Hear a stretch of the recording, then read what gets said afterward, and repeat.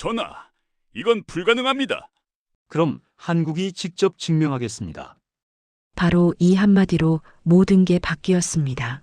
95조짜리 사우디 초대형 프로젝트, 미국 유럽 제치고 한국이 가져간 이유. 왕세자가 밝힌 답은 단 하나였어요. 한국은 약속을 지키는 나라다. 50년 전에도 지금도. 도대체 50년 전에 무슨 일이 있었길래 이 한 줄이 95조를 움직였을까요? 왜 사우디 왕족들이 살 핵심 구역을 한국 방식으로 설계했을까요? 그 비밀이 드디어 공개됩니다. 오늘 50년 신뢰의 원인을 밝힙니다. 그리고 사막에서 다시 한번 시작된 한국의 기적, 지금부터 보여드리겠습니다. 시작하기 전에 이 감동을 더 많은 분들과 나누고 싶습니다. 구독과 좋아요, 그리고 공유 부탁드립니다. 댓글로 듣고 계신 지역을 남겨주세요. 세상 감동 TV는 여러분과 함께합니다. 제 이름은 리처드 하워드입니다. 미국에서 20년 넘게 초대형 건설 프로젝트를 자문해 온 사람이고 세계 곳곳을 돌아다니며 수많은 도시의 탄생과 실패를 지켜본 사람입니다. 그런데 오늘 제가 서 있는 이곳 사우디 리야드의 왕궁은 그 어떤 곳과도 달랐습니다. 마음속 깊은 곳에서부터 알 수 없는 불안이 꿈틀거리고 있었죠. 한국이라는 나라에 대해 평생 품어온 강한 의심 때문이었습니다. 저는 한국 기술을 대단한 신화처럼 포장된 이야기로만 여겨왔습니다. 작은 나라가 과도하게 미화된 성공담을 내세우는 것뿐이라고 생각해왔죠. 그런 제가 지금 이 왕궁 회의실 한가운데서 한국 엔지니어들과 마주 앉아 있으니 기분이 편할 리가 없었습니다. 회의실은 차갑게 공조가 돌고 있었지만 제 손바닥에서는 땀이 배어나고 있었습니다. 창밖으로 펼쳐진 사우디 사막의 풍경은 말 그대로 지평선 끝까지 이어진 뜨거운 모래였습니다. 그런데 이 실내는 그보다 더 뜨겁게 느껴졌습니다. 사막의 온도가 아니라 제가 지켜야 할 자존심과 확신 때문이었죠. 23년 동안 저는 불가능한 계획을 냉정하게 잘라내며 살아왔습니다. 큰 돈을 가진 사람들일수록 환상에 빠지기 쉬웠고 저는 그 환상에 균열을 내는 역할을 맡아왔죠. 지금도 다르지 않을 거라고 생각했습니다. 회의 테이블 중앙에는 사우디가 구상한 미래 도시 뉴무라바의 홀로그램이 떠 있었습니다. 사막 위에 완벽하게 떠오른 정육면체 구조의 거대한 도시였죠. 너무 완전해서 오히려 현실감이 떨어지는 풍경, 그야말로 컴퓨터 속에서만 가능한 이상적인 세계였습니다. 그리고 이 환상을 현실로 만들겠다는 사람들이 제 맞은편에 앉아 있었습니다. 바로 한국 팀이었죠. 그 중에서도 상석 가까이에 앉아 있던 사람이 현대 엔지니어링의 한유석 상무였습니다. 머리는 단정했고 자세는 흐트러짐이 없었고 눈빛은 잔잔했지만 쉽게 지워지지 않는 단단함이 묻어 있었습니다. 그렇게 끝까지 흔들림 없이 앉아 있는 모습이 이상하게 저를 불안하게 만들었습니다. 잠시 뒤 문이 열리고 사우디 왕자 무함마드가 들어왔습니다. 젊지만 단단한 걸음과 눈빛을 가진 지도자였죠. 우리는 모두 일어서 인사를 했고 곧바로 자리에 앉았습니다. 원래라면 기나긴 의전 절차가 이어졌을 텐데 왕자는 형식을 거의 생략했습니다. 그만큼 오늘 논의할 일이 절박하다는 뜻이겠죠.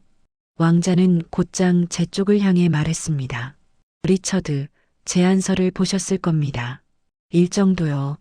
한국이 뉴무라바를 5년 안에 완공할 수 있다고 보십니까?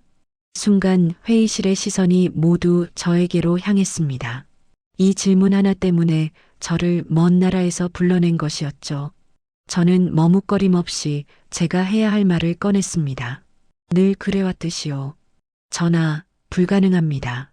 그 말이 회의실의 공기를 단숨에 바꿔놓았습니다. 냉기가 칼날처럼 서늘하게 흘렀죠. 저는 이어서 설명했습니다. 이 규모의 초대형 프로젝트는 미국의 자원과 기술을 총동원해도 최소 10년이 필요합니다. 유럽은 8년 정도 예상해야 하고요. 한국은 이런 규모를 다뤄본 경험이 없습니다. 제가 말할 때마다 한국 팀 쪽을 향해 시선이 쏟아졌습니다.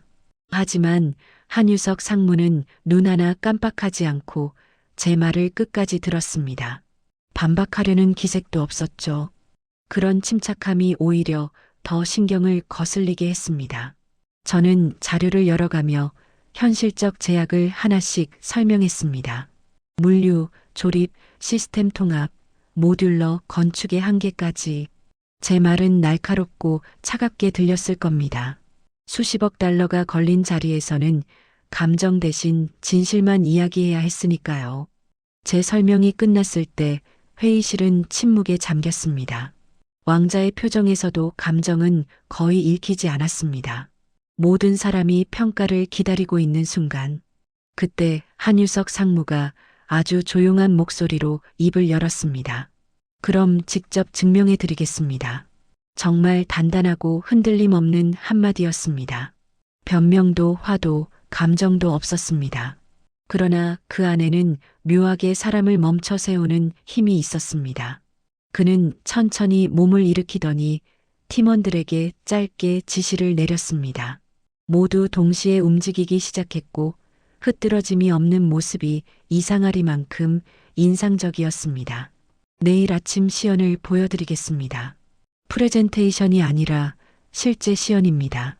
그의 시선이 제 눈을 정확히 포착한 순간 저는 알 수 없는 기시감을 느꼈습니다. 마치 이미 결론을 알고 있는 사람처럼 차분한 눈빛. 저는 그 눈빛이 마음에 걸렸지만 단호하게 대답했습니다. 좋습니다. 내일 확인해 보겠습니다. 회의가 끝나고 긴 복도를 걸어 나오면서 저는 제 모습이 거울에 비친 것을 보았습니다. 차분하고 자신감에 넘치는 미국인 컨설턴트. 평생 갖고온 전문가로서의 자존심은 그대로였죠. 하지만 제 마음 깊은 곳에서는 내일 무엇을 보게 될지 모른다는 묘한 예감이 피어오르고 있었습니다. 호텔 방으로 돌아왔을 때 문을 닫는 소리가 이상하리만큼 크게 들렸습니다. 마치 하루 동안 견고하게 유지해온 제 생각들이 그 문소리에 부서져 나가는 것 같았죠. 저는 신발도 벗지 않은 채 책상에 걸터 앉아 노트북을 켰습니다. 하지만 화면 속 숫자들이 눈에 들어오지 않았습니다. 머릿속에서는 오직 한 가지 말만 계속 맴돌았습니다. 그럼 직접 증명하겠습니다. 왕궁 회의실에서 한유석 본부장이 조용히 아주 명확하게 내뱉었던 그 말. 그 차분한 확신이 저를 이 낯선 방까지 따라 들어온 것이 분명했습니다.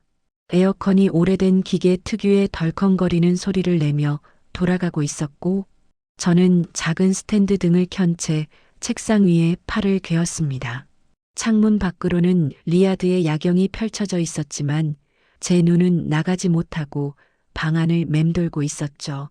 불과 몇 시간 전까지 저는 제 판단에 단단한 확신을 갖고 있었고 한국 건설 기업이 이 거대한 도시에 도전한다는 것 자체가 무모하다고 여겼습니다. 하지만 지금 저는 제 손으로 지난 20여 년 동안의 모든 판단을 지탱해 온 교재와 논문들을 다시 꺼내 들고 있었습니다. 스탠퍼드 대학원 시절부터 가지고 다니던 글로벌 건설관리론 교재는 오래돼 모서리가 달아 있었습니다. 저는 익숙한 14장을 펼쳤습니다. 거기에는 제가 수없이 인용해왔던 문장이 적혀 있었죠. 한국 기업은 속도와 비용을 우선한다. 서구 기업은 품질과 안전을 우선한다. 이 공식은 제가 어디서든 자신 있게 말해온 진리였습니다. 강의에서도 고객 미팅에서도 컨설턴트 보고서에서도 말이죠. 저는 한국이 빠르게 짓는다는 사실을 인정하면서도 그것이 곧 단점이라고 생각해 왔습니다. 빠름은 곧 무리하게 추진했다는 의미이고 무리한 추진은 언젠가 반드시 문제를 일으킨다는 결론을 당연하게 믿어왔습니다. 책을 덮고 눈을 감자 옛날 수업이 떠올랐습니다. 미첼 교수님이 했던 말, 속도, 품질, 비용, 이 셋 중 두 가지만 선택할 수 있다. 한국은 속도와 비용을 선택하고 우리는 품질을 선택한다. 그때의 웃음소리까지 생생하게 떠올랐습니다. 저는 그 말이 틀릴 리 없다고 믿어왔죠. 그런데 방금 전 왕궁에서 본 한국팀의 태도는 그 믿음에 작은 균열을 만들었습니다. 무리한 자신감을 가진 사람들의 분위기가 아니었고, 겉모습만 근사한 발표를 준비해 온 사람들의 모습도 아니었습니다. 오히려 그들은 마치 이미 결과를 알고 있다는 확신을 가진 사람들처럼 움직이고 있었습니다. 잠시 뒤 호텔 컨시어지가 도착해 왕궁에서 온 가죽 파일을 건넸습니다.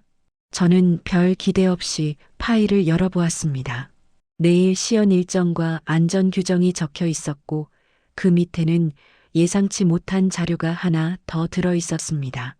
오래된 한국어 문서와 아랍어 문서가 섞여 있는 파일이었습니다. 역사 자료라는 작은 메모가 붙어 있었죠. 평소라면 흘려 넘겼겠지만 묘하게 손이 가더군요.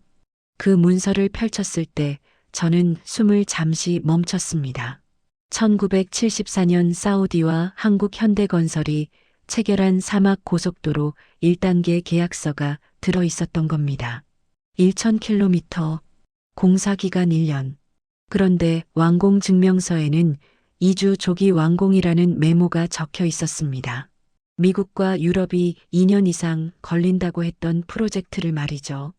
뒤이어 나온 품질 검사 보고서는 한 번에 통과했다고 적혀 있었고 안전 관련 경고도 극도로 적었습니다. 기록이 조작이라면 너무 대담했고 사실이라면 제가 그동안 알고 있던 세계와 전혀 맞지 않았습니다. 그 다음 사진들을 넘길 때 저는 잠시 손을 멈췄습니다. 1970년대 한국 노동자들의 사진이었습니다. 태양빛에 그을린 얼굴, 먼지투성이 작업복, 낡은 장비가 전부인 현장. 하지만 그 사진 아래에는 사양 초과 달성이라는 기록이 적혀 있었습니다. 저는 이해가 되지 않았습니다. 어떻게 이런 기록이 존재할 수 있었을까요? 제 교육, 제 경험, 제 논문, 제 강의 모든 것이 이런 기록의 존재를 설명하지 못했습니다. 밤 10시가 지나고 왕자님 측에서 연락이 와 밤회의에 참석해달라는 요청이 있었습니다. 왕궁의 밤은 낮과 다르게 조용했고 오히려 더 따뜻해 보였습니다. 회의실 문을 닫고 들어갔을 때 왕자님과 한유석 본부장 그리고 화면 속의 한 노인이 등장했습니다. 왕자님은 그분을 박진수 소장이라고 소개했습니다. 바로 그 사막 고속도로 프로젝트의 현장 소장이었죠. 박 소장님은 차분한 목소리로 당시를 이야기했습니다. 우린 서구가 우리를 어떻게 보는지 알고 있었습니다. 실패할 거라고 했죠. 품질이 떨어진다고요. 그래서 우린 선택했습니다. 모든 기준을 초과해서 증명하자고요. 그 말이 제 가슴을 찔렀습니다. 이 사람들은 단순히 건설을 한 것이 아니라 자신들의 존재를 증명하기 위해 싸웠던 것입니다. 그리고 왕자님이 꺼내놓은 낡은 메모, 사우디 국왕이 남긴 글, 한국 사람들은 목숨처럼 약속을 지킨다. 품질에 타협하지 않는다. 우리 국가의 미래를 맡길 유일한 파트너다. 저는 그 문장을 3번이나 읽었습니다. 읽을수록 제 안에서 무언가가 흔들렸습니다. 제가 믿어온 것들이 정말 전부였을까? 어쩌면 제가 배운 지식이 누군가의 편견과 선택 속에서 걸러진 결과는 아니었을까? 회의가 끝나고 호텔로 돌아오면서도 마음속 불안은 계속 커지고 있었습니다. 방에 돌아와 저는 또다시 데이터를 검색했습니다. 완공 기록, 품질 검사, 안전 보고서. 의외로 한국의 기록들은 제 예상과 달랐습니다. 분명히 빠르게 지었는데도 품질이 높았습니다. 위험을 무릅쓴 게 아니라 체계적으로 극복해낸 기록이었습니다. 저는 모르는 세계가 존재했다는 사실을 처음으로 인정해야만 했습니다. 새벽 3시가 넘어 노트북을 닫고 침대에 누웠을 때도 마음은 전혀 진정되지 않았습니다. 내일 한국팀이 보여줄 시연. 저는 그 시연이 무엇을 뜻하는지 아직 알지 못했습니다. 하지만 지금까지 제가 알아왔던 세계가 조금씩 모양을 바꿔가는 것을 느끼고 있었습니다. 아마 내일이면 그 변화가 더 선명해질지도 모른다는 막연한 예감과 함께 저는 천장을 바라보며 천천히 눈을 감았습니다. 잠이 드는 순간까지 제 머릿속은 또 다른 질문들로 가득해지고 있었고 그 질문들은 제 생각보다 훨씬 깊은 곳까지 이어지고 있었습니다. 새벽 공기가 가볍게 진동하는 그 느낌 속에서 저는 이미 잠을 이루지 못한 지 오래였습니다. 전날 밤 왕궁에서 본 자료들, 특히 박진수 소장님과 사우디, 국왕의 오래된 메모가 제 머릿속을 계속 울리고 있었기 때문이었죠.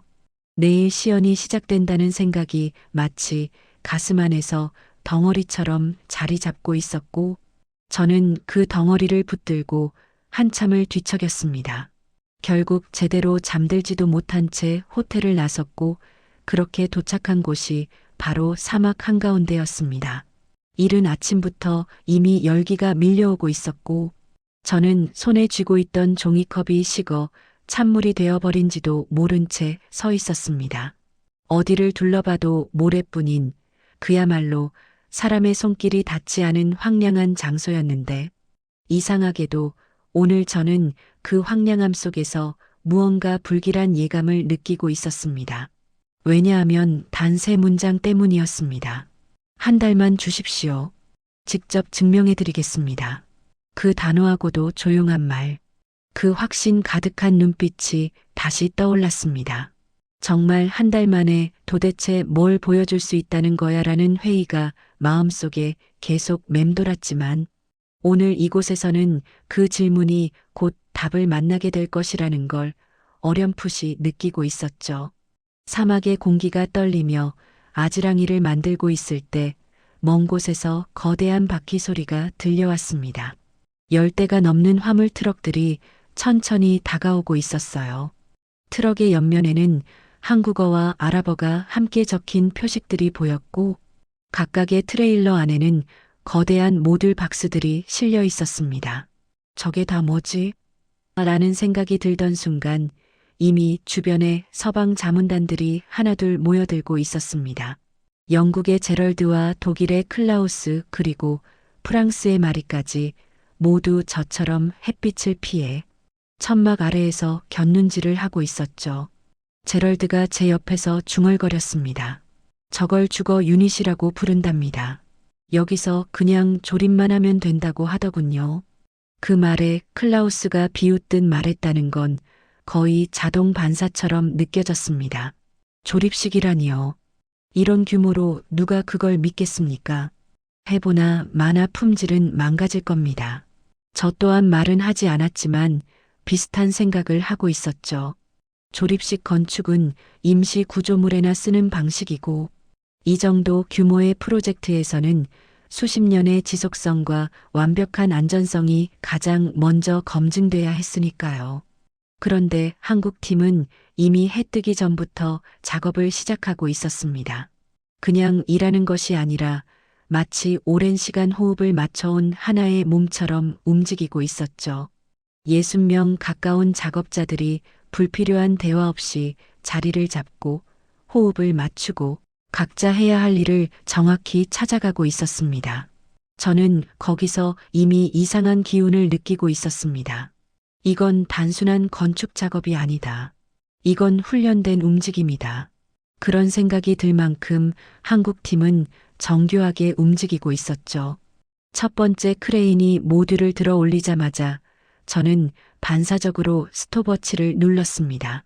그렇게 시작된 작업은 제 인생에서 한 번도 본 적 없는 광경이었습니다. 수톤에 이르는 모듈이 공중에서 흔들리지도 않고 정확하게 내려갔고 기초판 위에 닿는 순간 작업자들은 마치 안무를 짠 것처럼 동시에 움직였습니다. 2시간. 단 2시간 만에 첫 번째 라인이 완성되기 시작했습니다. 정오가 되자 이미 통합 작업이 들어갔고 배관팀, 전기팀, 냉난방팀이 마치 미리 짜놓은 연극을 완벽하게 재현하듯 움직이고 있었죠. 가장 충격적이었던 건 냉난방 시스템 설치였습니다. 제 계산으로 최소 이틀은 걸릴 일이었습니다. 그런데 한국팀은 3시간 만에 완성했습니다. 그것도 엉성한 결합이 아니라 검사기를 가져다 대면 바로 모든 지수가 정확하게 맞아 떨어지는 그런 완성도였습니다. 이건 불가능해요. 마리가 태블릿을 들여다보며 말한 그 목소리는 떨리고 있었고 저 역시 말문이 막혀버렸습니다. 48시간이 지나고 사막의 해가 붉은색에서 보라색으로 넘어갈 때 저는 스톱워치를 내려다보고 있었습니다. 48만 10개의 주거 유닛이 완성되어 제 앞에 서 있었습니다. 그리고 그 외관은 며칠이 아닌 몇 달을 들여 만든 건물처럼 단단하고 완벽해 보였죠. 그때 한유석 본부장이 다가왔습니다. 검사하시겠습니까? 저는 이미 대답할 필요도 없다는 듯 고개를 끄덕였습니다. 내부로 들어섰을 때 저는 숨이 멎는 줄 알았습니다. 틈 하나 없고 거친 흔적도 없고 단열은 마치 연구소에서 설계한 정밀 제품 같았죠. 클라우스는 레이저 도구로 여러 지점을 측정하고 있었고 제럴드는 스위치와 센서를 하나씩 테스트했습니다. 마리는 재료의 마감 상태를 살펴보며 결함을 찾으려 했지만 아무것도 나오지 않았습니다. 정말 작동하느냐는 제 마지막 의심을 없애기 위해 냉난방 시스템에 부하를 걸어 테스트했을 때 그 시스템은 완벽한 안정성을 보여주었습니다. 이튿날 아침 발표실에서 만난 이도현 박사의 프레젠테이션은 첫 번째 충격을 능가하는 또 다른 세계였습니다. AI 기반 도시 운영, 에너지 최적화 시스템, 사이버 공격 제로 기록, 디지털 트윈을 활용한 5만 건의 시뮬레이션. 한국은 이미 미래 도시를 운영하고 있었고 우리는 그 사실조차 알지 못했던 것입니다. 저는 그 데이터를 보며 말문을 잃었고 제 곁에 있던 서방 자문단도 모두 같은 표정을 하고 있었습니다. 우리가 알고 있다고 믿어온 세계가 완전히 뒤집히는 순간이었기 때문이었죠. 이 모든 상황 속에서 저는 제 노트북 속 오래된 원칙들이 하나씩 무너져 내리는 걸 느끼고 있었습니다. 그리고 이것이 끝이 아니라는 걸 본능적으로 알고 있었습니다. 한유석 본부장은 마지막에 이렇게 말했습니다. 시연은 내일도 계속됩니다. 스마트 시스템 통합까지요. 저는 대답 대신 천천히 고개만 끄덕였습니다. 목소리를 내면 제 마음이 얼마나 흔들리고 있는지 들킬까 두려웠던 것이죠. 그날 밤 저는 새로 완성된 모듈 유닛 안에서 처음으로 사막의 조용한 밤을 경험했습니다. 그런데 어둠 속에서 조용히 돌아가는 시스템 소리와 벽을 스치는 바람 소리를 들으며 저는 한 가지 생각을 떨쳐낼 수 없었습니다. 나는 지금 무엇을 목격하고 있는 걸까? 왕궁의 아침 공기는 유난히 조용했습니다. 어젯밤 모듈 유닛에서 거의 잠을 이루지 못한 채 동이 트기도 전에 일어나 버린 탓인지 제 걸음에는 이상한 묵직함이 실려 있었어요. 사막의 어둠이 걷히고 왕궁의 대리석 벽이 햇살을 받아 천천히 색을 드러낼 때 저는 이미 오늘 어떤 순간이 기다리고 있을지 마음 깊은 곳에서 감지하고 있었죠. 제 확신이 무너진 뒤로 모든 장면이 마치 천천히 더 또렷하게 보이기 시작한 듯한 느낌이었어요. 회의실 문을 열자 차가운 공기가 먼저 밀려 나왔습니다. 에어컨이 돌아가는 규칙적인 소리가 바닥에 길게 드리워진 제 그림자 위에 흘러내리고 있었고 저는 그 그림자를 잠시 보며 깊은 숨을 들이쉬었습니다. 방 안에는 이미 많은 사람들이 자리하고 있었죠. 사우디 측 자문관들, 왕자의 측근들, 그리고 제 오른편에는 서구 자문단 동료들이 어제와 다른 눈빛으로 앉아 있었습니다. 왼편에는 한유석 본부장을 비롯한 한국팀이 조용히 마치 폭풍이 오기 전의 수면처럼 침착하게 자리를 지키고 있었죠. 저는 갑자기 이 넓은 공간에서 아주 작은 존재가 된 느낌을 받았습니다. 손에 든 포트폴리오는 생각보다 무겁게 느껴졌습니다. 그 안에는 제가 지난 몇 년간 준비해온 모든 논거와 분석, 특히 한국 입찰을 배제해야 한다는 내용의 보고서가 그대로 담겨 있었어요. 이제는 그 모든 문장들이 허공을 향해 던져진 빈 말처럼 느껴졌지만, 그럼에도 저는 그 모든 흔적들을 들고 앞으로 걸어갔습니다. 그 순간만큼은 도망칠 수 없었습니다. 스스로를 증명하는 이 방에서 제 말도, 제 선택도 더는 숨을 곳이 없었기 때문이죠. 무함마드 왕자가 상석에서 천천히 제게 고개를 끄덕였습니다. 말하지 않아도 알고 있다는 눈빛이었습니다.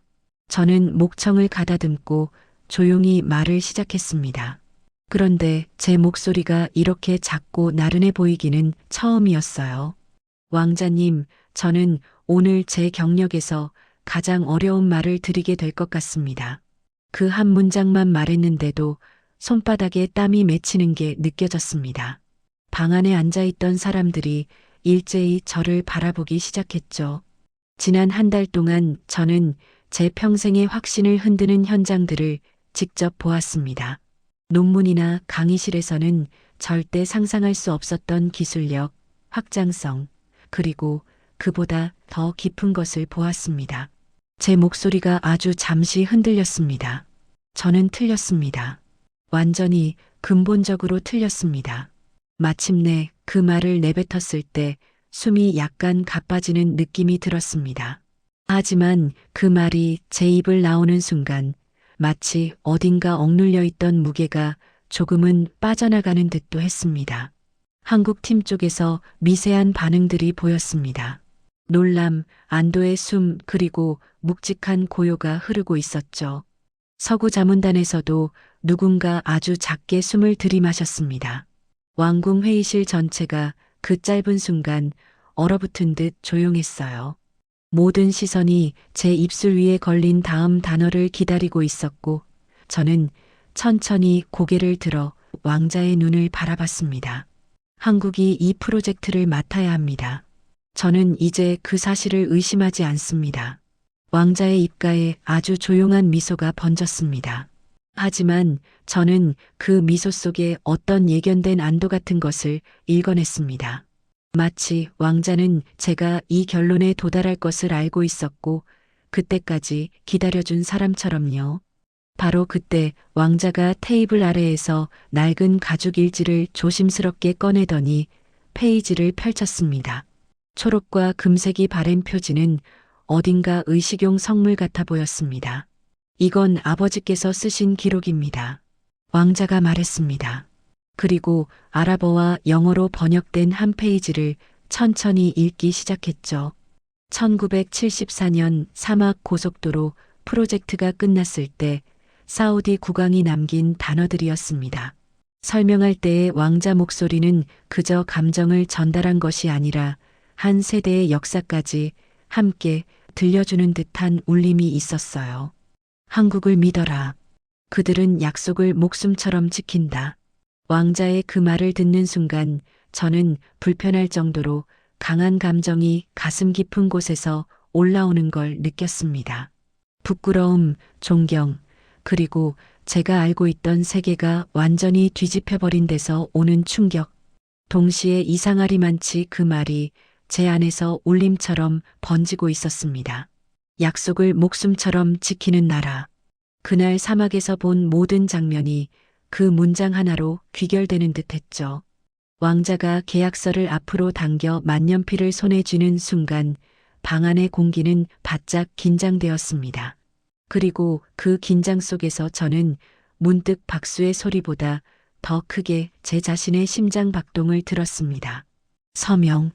아주 단순한 동작이 도시 하나의 미래를 결정하고 우리가 살던 세계의 순위를 다시 쓰는 순간이었죠. 서명 끝에 번져가는 잉크선을 보면서 저는 그 장면이 아마 평생 잊히지 않을 거라는 걸 깨달았습니다. 그리고 이어진 박수 소리, 사람들의 감탄, 서로 축하하는 움직임. 그러나 그 모든 소음이 멀리 있는 동안 제 눈은 왕자 뒤편의 모니터에 고정되어 있었습니다. 화면이 켜지더니 마치 시간을 뚫고 나온 듯한 박진수 소장님의 얼굴이 나타났습니다. 어젯밤에 이어 다시 만난 그분의 모습은 어딘가 더 깊은 의미를 담고 있었죠. 저는 무의식적으로 그분이 있는 쪽으로 걸어갔습니다. 소장님, 제가 가까이 다가갔을 때 제 목소리는 거의 속삭임이었습니다. 저는 너무 오랫동안 잘못 알고 있었습니다. 그리고 제 입에서 자연스럽게 이어진 고백은 제 23년 경력의 중심을 이루던 확신들을 하나씩 허물어 버렸습니다. 소장님은 마치 오래전에 이 순간을 예상하고 계셨던 사람처럼 조용히 저를 바라보셨고, 바로 그 따뜻한 눈빛 때문에 저는 더 이상 피할 곳이 없다는 걸 느꼈습니다. 제가 본 것은 기적 같은 속도가 아니었습니다. 그 속도 뒤에 있는 신념이었습니다. 박진수 소장님은 아주 천천히 고개를 끄덕이셨습니다. 리처드, 지난 한 달 동안 당신이 본 건 기술이 아닙니다. 그건 50년간 지켜온 약속의 흔적이었어요. 그 말은 그 어떤 데이터보다 무겁고 직접적이었습니다. 그리고 저는 그 말이 단순한 설명이 아니라 하나의 진리라는 걸 직감했어요. 회의실의 소리들이 점점 다시 들려오기 시작할 때 저는 이제 막 긴 터널의 초입에 서 있다는 걸 느꼈습니다. 선택의 순간은 끝났지만 그 선택이 불러올 다음 단계는 이제 막 시작하려 하고 있었습니다. 그리고 그 흐름 속에서 저는 앞으로 어떤 변화가 일어날지, 어떤 무게가 또 제 앞에 놓일지 모른다는 긴장감을 느끼고 있었습니다. 하지만 확실한 건 단 하나였습니다. 저는 이제 절대로 돌아갈 수 없는 지점에 도착했다는 것. 그리고 그 사실이 제 가슴을 더 빠르게 뛰게 하고 있었습니다. 사막의 새벽은 언제나 고요하지만 그날의 새벽은 제게 전혀 다른 의미로 다가오고 있었습니다. 저는 뉴 무라바 외곽의 전망대에 서서 어둠을 밀어내는 첫 빛을 바라보고 있었어요. 따뜻한 금빛이 서서히 도시의 외벽을 훑고 있었고, 저는 그 장면을 보며 5년 전에 저 자신을 떠올렸습니다. 그때의 저는 확신에 가득 찬 회의론자였고, 한국의 능력을 낮게 평가했던 사람 중 한 명이었죠. 하지만 지금 제 앞에 펼쳐진 광경은 그런 제 확신이 얼마나 단편적이었는지를 묵묵히 증명하고 있었습니다. 새벽의 공기는 아직 밤의 서늘함을 간직하고 있었고, 사막에서만 느낄 수 있는 맑고 단단한 기운이 가슴을 채우고 있었어요. 5년 전 이곳은 끝없는 모래, 불가능해 보이는 설계도, 그리고 제가 환상이라고 부르던 개념들 뿐이었죠. 그런데 지금 제 눈앞에는 거대한 정육면체 도시가 정확히 약속했던 모습 그대로 서 있었고, 그 위로 아침 햇살이 번지고 있었습니다. 유리로 된 외벽은 사막의 색을 받아들여 황금빛, 은빛, 분홍빛으로 변주하며 마치 살아 움직이는 듯 했어요. 수직 정원은 그 디자인 그대로 정교하게 배치되어 있었고, 초록빛이 사막의 색과 대조를 이루며 숨을 쉬고 있었습니다. 도시는 천천히 깨어나고 있었어요. 아래쪽 도로에서는 자율주행 차량들이 매끄럽고 조용하게 움직이고 있었고, 저는 그 움직임 하나하나가 너무 자연스러워서 오히려 그것이 기술이라는 사실을 잊을 정도였습니다. 신호등조차 필요 없는 동선 관리 시스템은 이전 발표에서 들은 내용이었지만 실제로 보니 그 규모와 정교함이 비교도 되지 않았어요. 건물 옥상에서는 태양광 패널들이 각도를 조정하며 새벽 햇살을 따라 회전하고 있었고, 멀리서는 바람의 방향에 맞춰 스스로 속도를 조절하는 풍력 터빈들이 일정한 리듬으로 돌아가고 있었습니다. 도시 전체가 하나의 유기체처럼 움직이고 있었죠. 주거타워의 투명한 벽 너머로는 사람들이 하루를 준비하는 모습이 보였습니다. 자동으로 켜지는 주방의 조명, 거주자의 체온과 습도에 맞춰 바뀌는 냉난방 시스템, 햇빛의 세기에 따라 색조가 변하는 창문, 모든 것이 조용하고 부드럽고 당연하다는 듯 움직이고 있었어요. 누군가의 필요를 미리 파악하고 준비하는 도시, 그 자체로 하나의 생태계였죠. 그리고 이제 그 약속의 결과가 제 눈앞에서 실체로 존재하고 있었습니다. 5년. 그들이 정확히 약속했던 시간. 단 하루도 어긋남이 없었습니다. 전망대 주변에는 행사 준비가 이루어지고 있었고 곳곳에서 언어가 뒤섞여 들려왔습니다. 아랍어, 영어, 한국어.